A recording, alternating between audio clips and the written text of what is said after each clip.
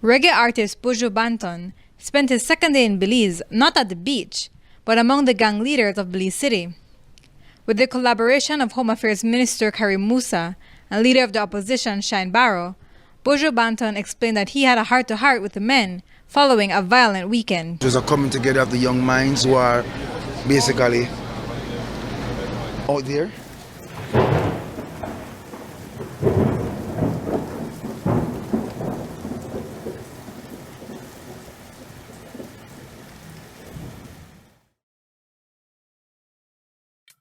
Good day, my wonderful people.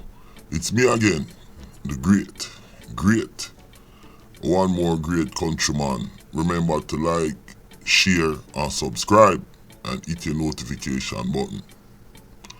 Now, I see that little thing here, when you watch the clip, I see that little thing here with Buju, him there Belize, him and Shines, and the minister over there, some minister. I talked to the gang member. Apparently, Belize have a really bad gun problem next to Jamaica. But I kind of have a little problem with this because Buju Banton, I never see him do this at Jamaica yet. When him come out of jail, him pack the stadium full with people. And I never see him go talk face to face to one Dan or none of the gang them at Jamaica. So I don't know if him afraid and him no want to get mixed up, or is a publicity stunt for him and Shines. I don't really know what go on there so. But all me I say, it no look pretty and it no look good, Buju. You understand? Hey yo, my name is Countryman. Remember to like, share, and subscribe. And click on another video. And if you subscribe, leave a comment. I'm gonna play the rest of this video, this news clip. But Buju, something no look right. Cause I always say the man them if you have a gang conference and gang thing and talk. Me even say the Prime Minister to do that. And Buju, him, go to Belize go do that. And him not do that at Jamaica. Me no hear none of the artists, them, none of the people them in a talk about that. So yo, me no know what go on there. So watch the rest of this video. Reggae artist Buju Banton spent his second day in Belize not at the beach, but among the gang leaders of Belize City. With the collaboration of Home Affairs Minister Karim Musa and leader of the opposition Shine Barrow, Buju Banton explained that he had a heart-to-heart with the men following a violent weekend. It was a coming together of the young minds who are basically out there, needing guidance, hope, trying to understand, seeking to understand from their perspective what's going on in their mind, how do they see themselves being a change and the change that they want to see, how do they see themselves being stakeholders in this great country as opposed to furthering or fostering a part of ruination for this great nation. So that was what it's about. It wasn't just a speech of someone beating a podium or a lecture, and we're sitting down on the same level, talking as peers and adults about the current situation in the country and how they can better prepare themselves to be the change that they seek. Poverty is everywhere. Hopelessness is everywhere. But we don't come to dwell on that, because I come from poverty. And I come from a place of no hope, but I rise above these two elements that are man-made. You understand? Because you might be poor in the material thing, but you are rich in your spirit. Also, the empowerment of the people is very important. You know, when you hear a young man or a young woman cry about not having the basic necessities at the hospital to heal, to save a life, it touches you. And then you realize that, you know, people turn to other alternative ways to express themselves, which most times are violent. Yeah, violence express themselves because a lack of a channel to express themselves, a lack of opportunity to focus on something else.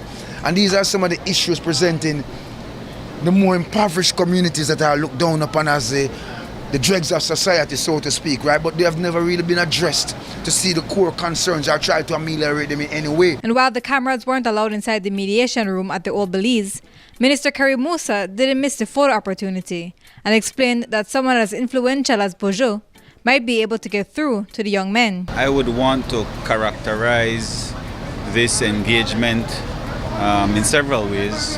One, no doubt it's not lost on anybody, the power and the influence that somebody like Buju Banton can have, especially on the lives of our young men from Belize City. And so it certainly was a surreal exchange, but at the same time a very real and a very raw exchange. And I think it was a really good idea for us to not have the cameras. I know the media is not fond of that, but at the same time there needed to be that type of real discussion. And I definitely appreciate having been a part of it. I know that at times, as politicians, egos can get in the way and that sort of thing, but at the end of the day, crime is everybody's business. And so when the leader of the opposition contacted me yesterday, I did not hesitate. I said, we have to have this meeting.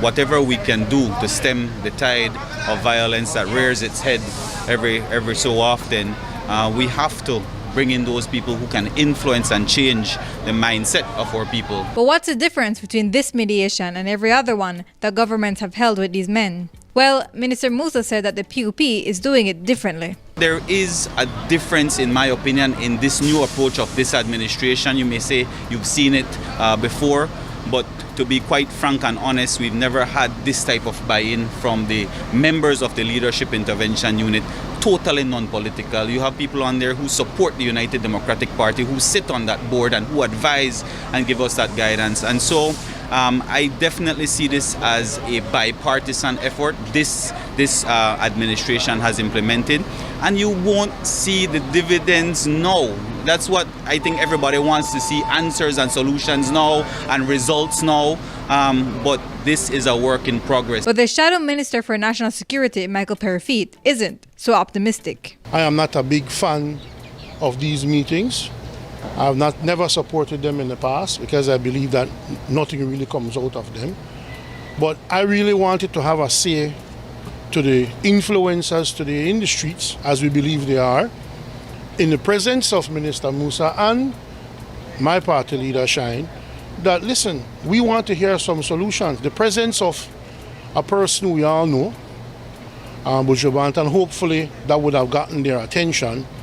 But in the presence of all of them, I let them know, from my perspective, that you cannot negotiate with guns in your hands.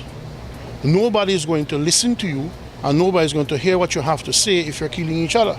I think, based on what I was hearing, is just complaints. And we want to hear some solutions. And we want to hear... Complaints on whose part? On the area leaders' parts.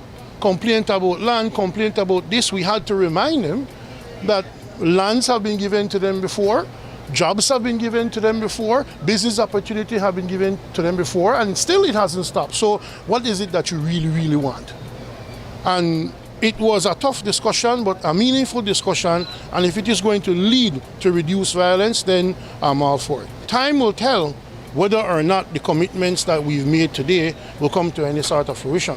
And while the gang members chose not to go on camera, they weren't too happy about the outcome of the mediation, saying that they felt that they were being preached to rather than listened to. Courtney Menzies, 7 News.